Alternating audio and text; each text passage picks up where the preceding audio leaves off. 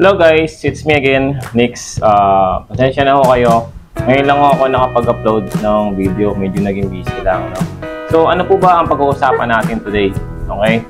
Kasi po meron po tayong mga mahal na viewers na nag-comment po dun sa mga previous videos natin about po dun sa nabili nating solar panel na Jinko Tiger Neo na 100 watts.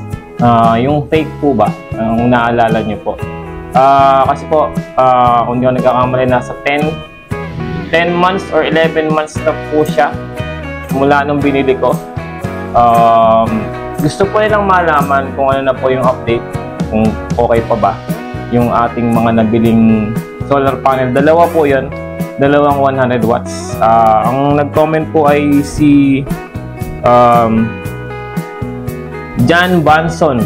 Sabi niya, "Sir, update naman po. Musta na performance niya ngayon? Okay pa rin ba? Sana masagot." Okay? Actually, dalawa po yung comment niya kasi hindi ako nakasagot doon sa unang comment. Yung pangalawa niyang comment, sabi naman niya, "Sir, wala po bang nagka-crack screen? Pa-update naman po, sir." Okay? So, John Banson, shoutout sa'yo. Salamat sa pag-comment mo. Sasagutin natin yan for this video. Now, meron pa po si Stephen Shop 4946. Sabi niya, actually, parehas yata sila ng tanong. Sabi niya, "Sir, kamusta yung mga 100 watts solar panel mo na Jinko Tiger Neo? Wala bang crack sa glass nito kung biglang naulan pagkatapos ng matinding init ng araw?" Kasi alam po natin, nung mga bandang May yata yun, okay? Iba yun, o March, ang init talaga. Sobrang init talagang namang pagka natapat ka sa sinig ng araw kahit sandali, masakit sa balat. Siguro kaya yun na natanong. Actually, tanong ko din to nung time na yun kasi sobrang init talaga. Baka ako nagkaka-crack na yung solar panel ko dahil nga fake nga po ito. No? Sasagutin din natin yan, Stephen Shop. Shoutout din sa'yo. Salamat sa pagtanong mo. No? Alright, so tara. I-check natin yung mga solar panel na yun. Actually, to answer your questions, for now, actually, for me, okay pa siya. Nagagamit ko pa siya. Hanggang ngayon, ginagamit ko pa siya. Pero para makita nyo mabuti, i-check natin ang actual. Magte-test tayo ulit. Kamukha nung ginawa natin test sa mga nakaraang videos natin. Okay? Tara! Alright. So, yan. Ito na po yung dalawang solar panel natin na dalawang 100 watts. Kung mapapansin nyo, medyo nanilaw yung dating puti na to. Bati puti ito eh. Medyo madilaw na siya ngayon kasi isipin mo, 11 months. Okay? Talaga namang, ngayon ko lang siya binaba mula nung kinabit ko siya doon. Ganun katagal. At wala naman po kayong makikitang crack kahit na maraming nagtatakbuhang pusa na nag-aaway doon sa bubong, natadaanan. Wala naman siyang crack. Buo pa siya. Okay? Yun lang, medyo nanilaw. Ngayon, tinetest ko siya. Tinetest ko yung amps niya. Ngayon po ay 10:45 AM. Tinecheck natin yung kanyang current amps na lumalabas doon sa isang solar panel lang po yung nasa kanan. Okay? At i-check natin, i-monitor natin kasi yung araw, yung sinag ng araw po natin is na hindi siya ganun ka-stable kasi may ulap-ulap.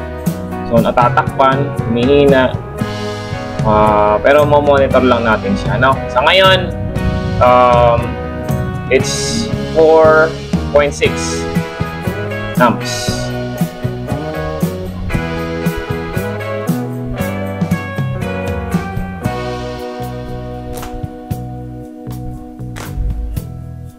Daming langaw, no? Puro kasi ipot ng pusa sa aso dito. O ako yung nilalangaw.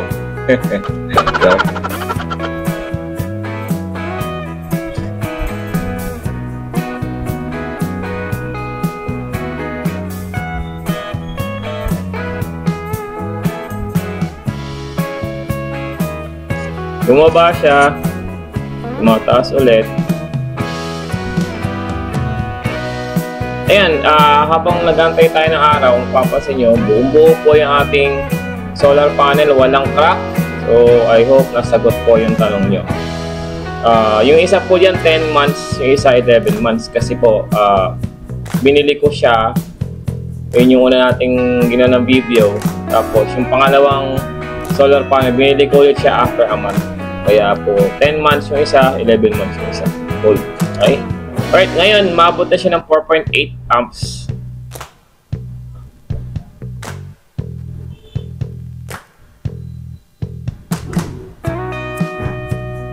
Going up.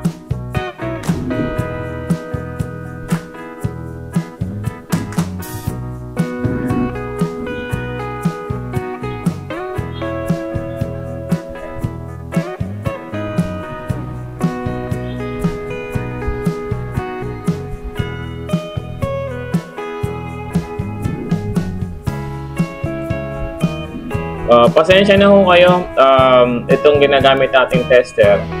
Nag-order ako ng clamp meter para sa matest natin yung todong ano niya, yung todong amps na makukuha natin sa kanya. Kasi wala pa po yung order ko. So for now, ito yung gagamitin natin. Ito rin naman po yung ginamit natin doon sa last videos natin. Okay? Okay, so ngayon, maabot siya ng 5 amps. Kita nyo naman. Tingnan natin. Okay, 5 amps ulit. Tingnan natin. Medyo lumalaban si araw.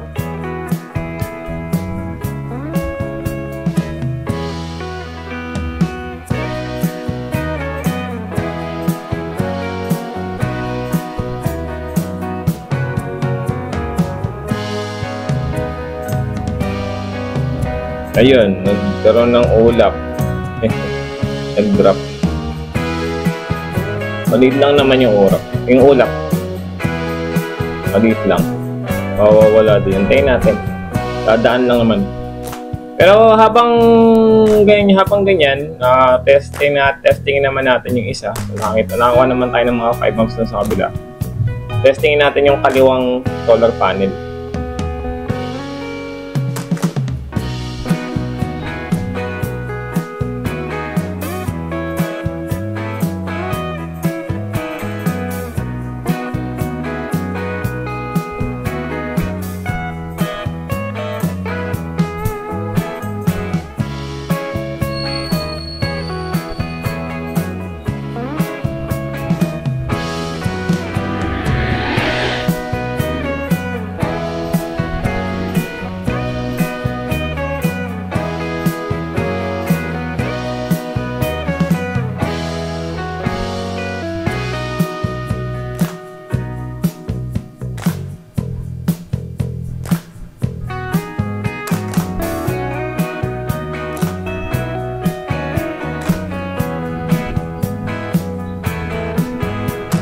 Ilang araw.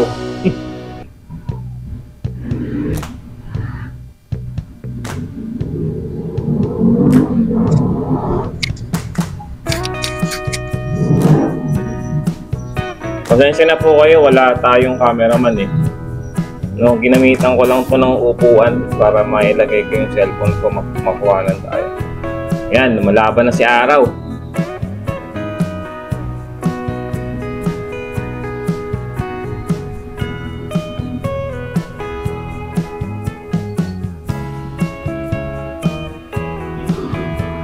O nga po pala mga sir, mga ma'am, ang talagang pagtetest po ng solar panel, hindi po ganito. Hindi po natin nakukuha yung maximum or optimized na output ng solar panel natin kasi ang way po talaga para i-test po siya is yung negative sa positive is pagduduktungin mo siya.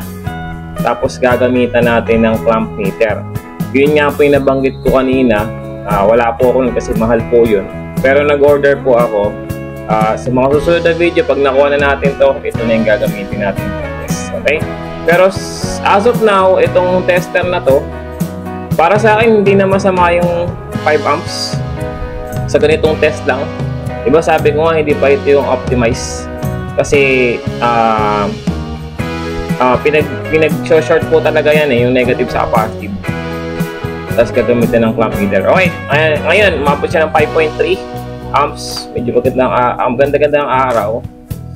Pero hindi pa kasi yan magandang pwesto kasi yung solar panels natin hindi naman siya rectang naka-face, nakaharap sa araw. Hindi ko makuha yung angulo Okay, so ngayon umabot siya ng 5.3 amps. For me, okay na to. At ayun, 5.4 pa. Siguro tataas pa to pag ginawa natin yung totoong test ng solar panel. Alright. Okay, ngayon ang testingin naman natin ay yung voltage niya. Okay? So lagyan natin sa 200 kasi balo mag-20 di ba?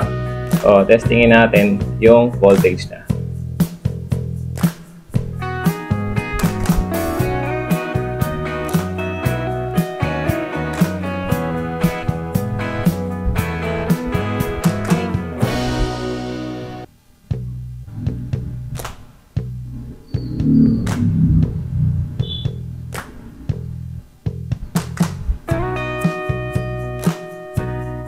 Ay, miming.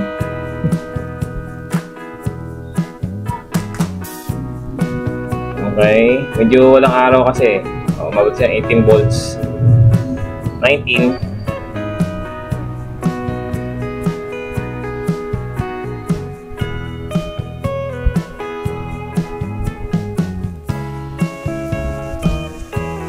Okay guys, pasensya na kayo, naputol yung video.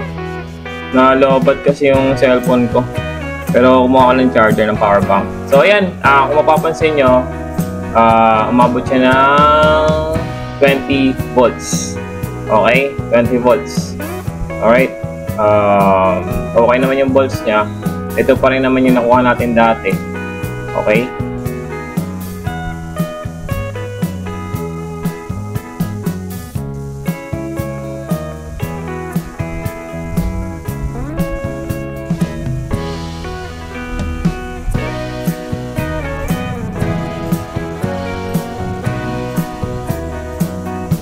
Testing natin yung isa kung anong voltage niya, yung isang solar panel natin.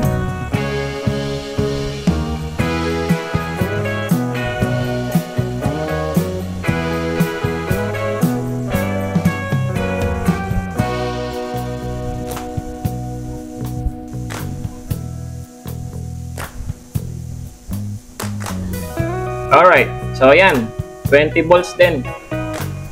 I hope nasagot po yung tanong nyo. Okay?